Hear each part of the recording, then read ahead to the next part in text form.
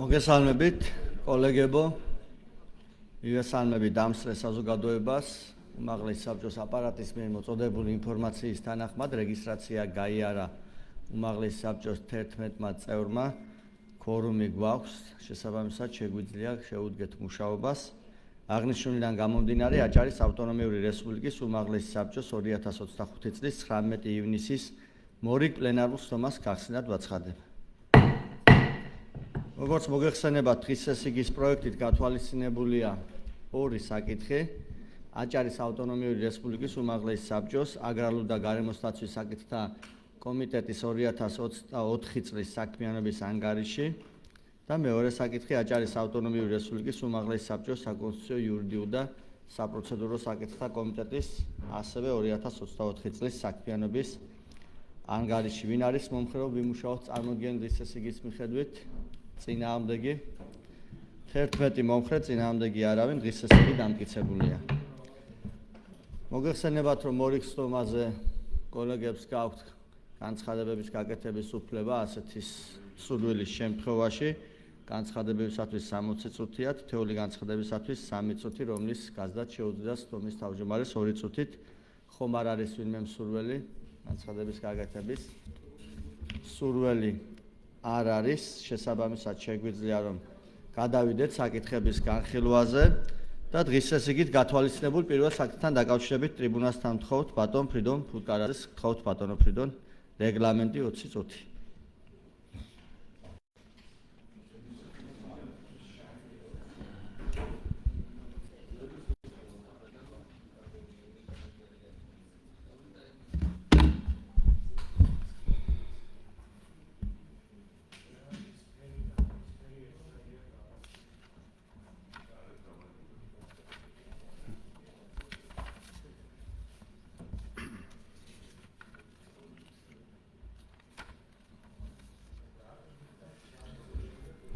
მადლობა, მოგესალმებით ბატონ დავით, მოგესალმებით კოლეგებო, მოგესალმებით დამსწრე საზოგადოებას.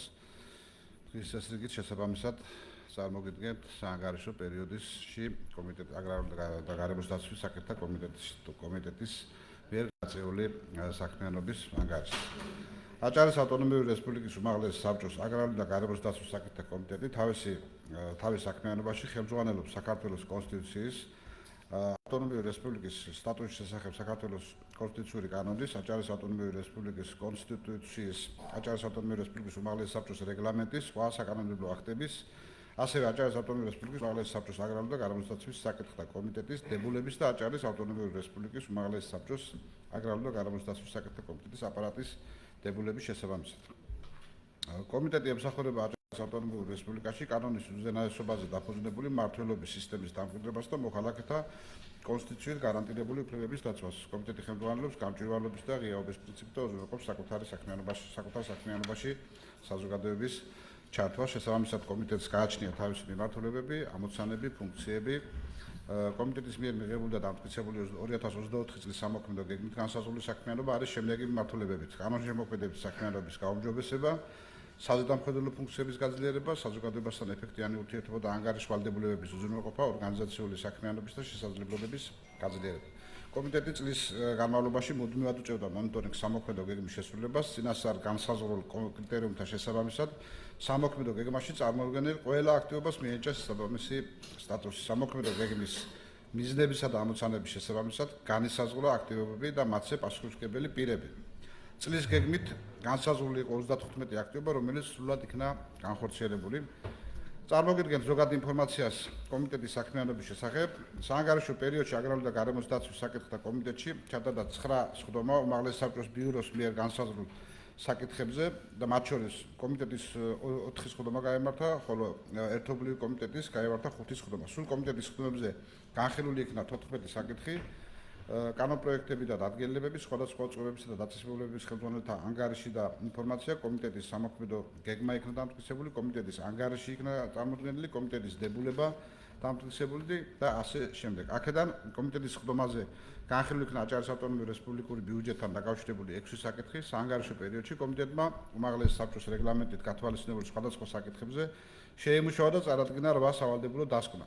კომიტეტის თავმჯდომარემ მონაწილეობა მიიღო 11 შეხვედრა ღონისძიებაში. კომიტეტის წევრებმა მიიღეს 15 შეხვედრა ღონისძიებაში მონაწილეობა, აპარატის თანამშრომლებმა კი 3 შეხვედრა ტრენინგი, ასევე ტრენინგებში, კონფერენციებსა და სემინარებში. კომიტეტის მიერ მომზადებული იქნა სავალდებულო დასკვნები უმაღლესი საბჭოს ბიუროს განსაზღვრულ სხვადასხვა საკითხებზე ჯამში, როგორც მოგახსნით, 8 საკითხია ასეთი აღარ ჩამოვთვლი, იმიტომ რომ თქვენ ეს გაქვთ და შეგიძლიათ ასე ვთქვათ ნახოთ. საანგარიშო პერიოდში კომიტეტში შემოსული კორესპონდენციის და მასზე განხორციელებული რეაგირების რაოდენობა 126 ერთეულს შეადგენდა. აქედან საქართველოს აჭარის ავტონომიური რესპუბლიკის უწყებებიდან, დაწესებულებებიდან, არასამთავრობო, კომერციული და სხვა ორგანიზაციებიდან შემოსული კორესპონდენცია იყო 9. უმაღლესი საბჭოს ფრაქცია კომიტეტებიდან და აპარატის სტრუქტურული ერთეულებიდან შემოსული კორესპონდენცია იყო 96. კომიტეტში შემოსული მოქალაქეთა განცხადებების და მასზე განხორციელებული რეაგირების რაოდენობა 21, მოქალაქეთა მიღების რაოდენობა 113.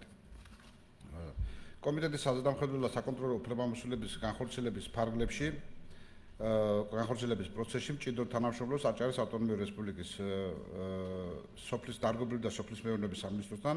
სამინისტროს მიერ გაწეული საქმიანობის თაობაზე ანგარიშის თვალსაზრისით მნიშვნელოვანი იყო კომიტეტის ხდომები, რომლებზეც მოსვენილი იქნა ავტონომიური რესპუბლიკის სოფლის მეურნეობის მინისტრის 2024 წლის სოფლის მეურნეობის სამინისტროს მიერ გაწეული საქმიანობის შესახებ ინფორმაცია, ასევე გარემოსდაცვა და ბუნებრივი რესურსების სამმართველოს ხელმძღვანელის, სოფლის მეურნეობის სამინისტროს აიპ აგროსერვისის ცენტრის დირექტორის, სატყეო სააგენტოს უფროსის და ასევე ლაბორატორიული კვლევის ცენტრის დირექტორის ინფორმაციები შესაბამისი უწყებების მიერ 2023-24 წლების წელს მიმდინარე საქმიანობების შესახებ ანგარიშები იქნა მოსმენილი. ასევე საანგარიშო პერიოდში კომიტეტმა დაიწყო 2 თემატური მოკვლევა აჭარის ავტონომიური რესპუბლიკის ტერიტორიაზე ტყის არსებული მდგომარეობის შესახებ და დაცული ტერიტორიების ქობულეთი, კიდრიში, მტირალა, მაჭახელა მიმდებარე დასახლებებში ადგილობრივი მოსახლეობების საჭიროების შესწავლა განხილვა და მათი შემდგომი მოგვარების მიზნით ადგილობრივი ორგანოებთან თანამშრომლობა, რომლებშიც ჩართულია სამეცნიერო საზოგადოება, არასამთავრობო სექტორი, სახელმწიფო სტრუქტურები და ადგილობრივი ორგანოები. თემატური მოკვლევის მიზანია არსებული მდგომარეობის შეფასება, ასევე პრობლემებისა და გამოწვევების განსაზღვრა. მოკვლევის პერიოდში მიღებული ინფორმაციის ანალიზის საფუძველზე დოკუმენტურად დასაბუთებული დასკვნების მომზადება, არსებული ხარვეზების აღმოფხვრისა და გამოწვევების საპასუხოდ ქმედითი ნაბიჯების გადადგმის მიზნით შესაბამისი უწყებებისთვის რეკომენდაციების გაცემა. აღნიშნული საკითხებით დაინტერესებულ მხარეებზე მორგებული გრძელვადიანი მოქმედების პერსპექტივით კონკრეტული ქმედითი და არსებითი პოლიტიკის შემუშავება. აღნიშნული თემატურ მოკვლევასთან დაკავშირებით შესაბამისი სტრუქტურებიდან კომიტეტს მიღებული აქვს წერილობითი ინფორმაციები და მოსაზრებები. გათვალისწინებულ პერიოდში თემატური მოკვლევები ნაწილობრივ განხორციელდა და 2025 წლის განმავლობაში იქნება დასრულებული. კომიტეტის საზედამხედველო და საკონტროლო უფლებამოსილებათა განხორციელების პროცესში მჭიდრო თანამშრომლობს ავტონომიური რესპუბლიკის სამინისტროებთან, სხვა სახელმწიფო სტრუქტურებთან, ადგილობრივი თვითმმართველობის ორგანოებთან და საზოგადოებასთან. ამ თვალსაზრისით გაგზავნილი იქნა 6 სადეპუტატო შეკითხვა, რომლებიც საანგარიშო პერიოდში გაეგზავნა სახელმწიფო სტრუქტურებს. პასუხები შემოვიდა რეგლამენტით განსაზღვრულ დროში. 2024 წლის 23 თებერვალს აგრარული კომიტეტის თავმჯდომარე, ჯანმრთელობის დაცვა და სოციალურ საკითხთა კომიტეტის თავმჯდომარესთან ერთად ხულოს, შუახევის და ქედის მუნიციპალიტეტების ხელმძღვანელები შეხვდნენ სამუშაო შეხვედრაზე იმშელის სოფლის მეურნეობის და გარემოსდაცვის მიმართულებით განხორციელებულ და დაგეგმილ ღონისძიებებზე, ასევე ჯანმრთელობის და სოციალური დაცვის პროგრამებზე, მოსახლეობის წინაშე არსებული გამოწვევებისა და მათი გადაჭრის გზებზე. კომიტეტის თავმჯდომარის მიერ ასევე 10 ერთეული ასეთი შეხვედრა იქნა გამართული სხვადასხვა უწყებებთან, სამინისტროებთან, მუნიციპალიტეტებთან თანამშრომლობის ფარგლებში.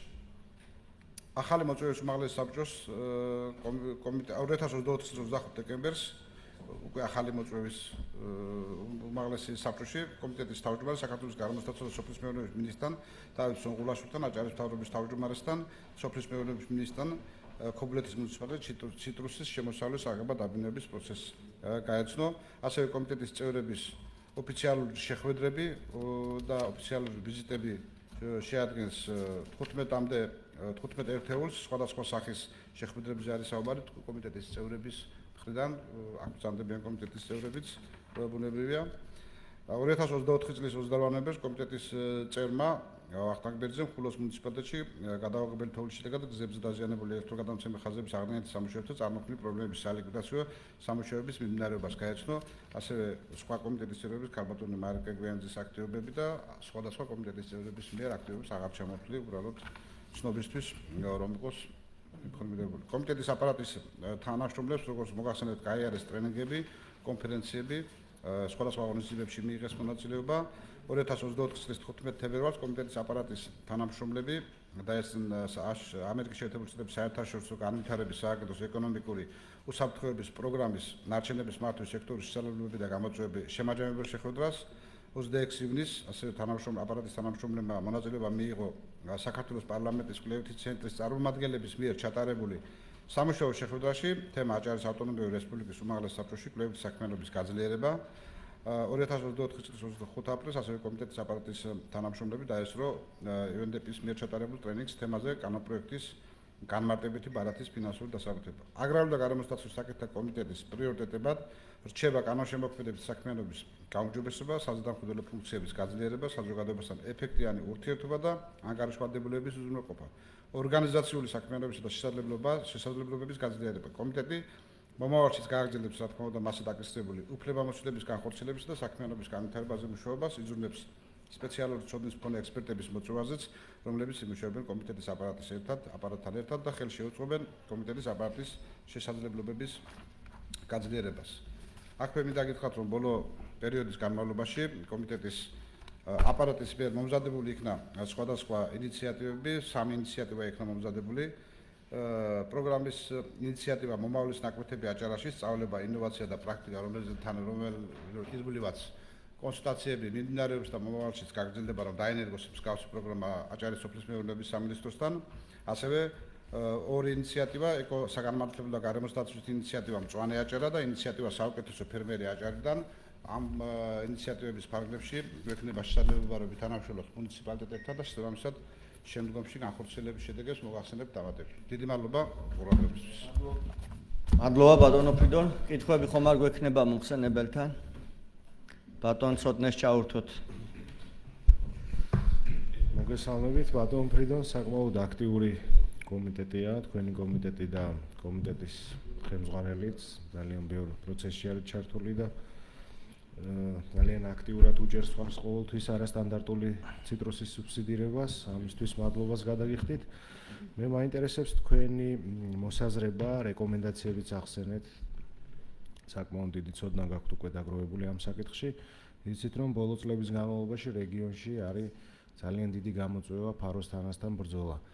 ამდენად ეფექტური არის ეს ღონისძიებები ფაროსთანას წინააღმდეგ, ამავდროულად არის მოსახლეობის ნაწილი, რომელიც ამ პროცესს ეწინააღმდეგება ფუტკართან მიმართებით და უფრო უმჯობესი არის თუ არა, რომ ინდივიდუალური, ასე ვთქვათ, ხაფანგები დამონტაჟდეს ამ მიმართულებით თუ ორივე ერთად კომბინირებულად. თქვენ რას ფიქრობთ?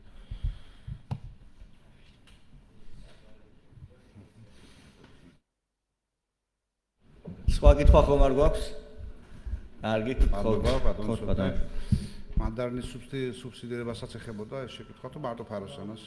სუბსიდირებასთან დაკავშირებითაც იცით თქვენ, რომ მზარდია ყოველწლიურად სუბსიდირება მანდარინის და ამასთან დაკავშირებით კი ბატონო, მხარს დაუჭერთ მომავალშიც. რაც შეეხება ფაროსანას, ბუნებრივია ეს ორივე მეთოდი, რომელიც თქვენ ახსენეთ, არის ერთდროულად ამ წუთში ესეა დანერგილი და ასე მუშაობს, როგორც ინდივიდუალური ხაფანგები, ასევე ვთქვათ, მასიური შეწამვლის მეთოდი.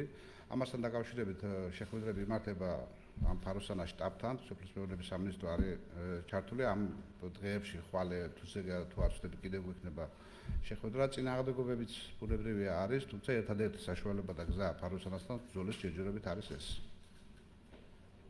კითხვის დაზუსტება ხომ არ უნდა კითხვის ავტორს? შეგიძლიათ ბატონო. მადლობა.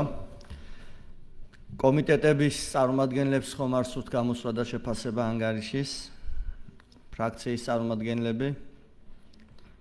მოხსენებელი ხომ არ დაამატებდა რაიმეს? არ არის სურვილი. აღნიშნულით უმაღლესი საბჭოს აგრარული და გარემოსდაცვის საკითხთა კომიტეტის 2024 წლის საქმიანობის ანგარიშის განხილვა დასრულებულია. ანგარიში მიღებული იქნება ცნობად, რასთან დაკავშირებითაც გაკეთდება საოქმო ჩანაწერი. საკითხი განხილულია, შეგვიძლია გადავიდეთ დღის ეს იქით გათვალისწინებულ მეორე საკითხზე და ტრიბუნასთან ვთხოვ ბატონ მამუკა თურმანიძეს, რომელიც წარმოადგენს საკონსტიტუციო იურიდიული და საპროცედურო საკითხთა კომიტეტის 2024 წლის ანგარის გაწეული საქმიანობის შესახებ გთხოვთ ბატონო მამუკა ტრიბუნასთან. რეგლამენტი ასევე 20 წუთით სხდომის თავმჯდომარის მიერ შესაძლებელია გაგრძელდეს 30 წუთამდე. გისმენთ.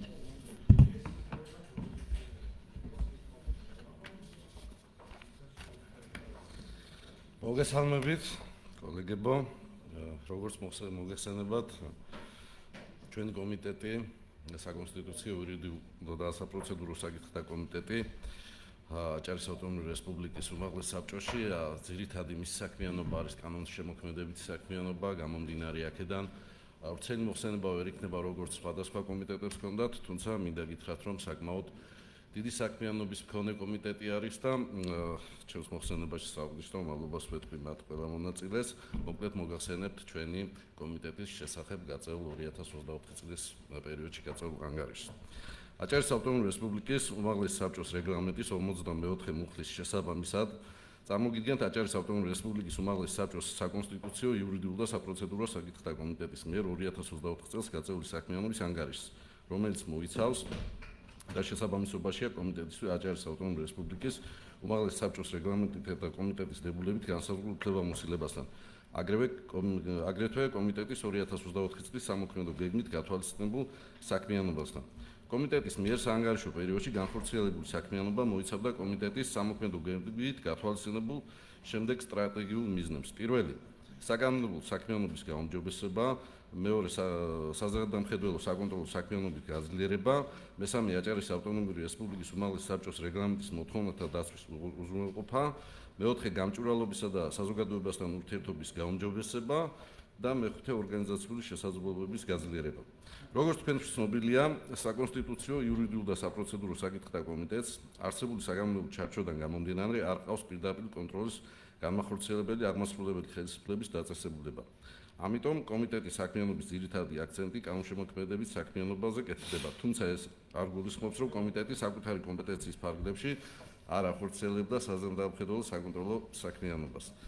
როგორც ზემოთ აღვნიშნე, კომიტეტის საქმიანობის ძირითადი აქცენტი და კომიტეტის სამოქმედო გეგმით გათვალისწინებული პირველი სტრატეგიული მიზანი სწორედ საკანონმდებლო საქმიანობის გაუმჯობესება იყო.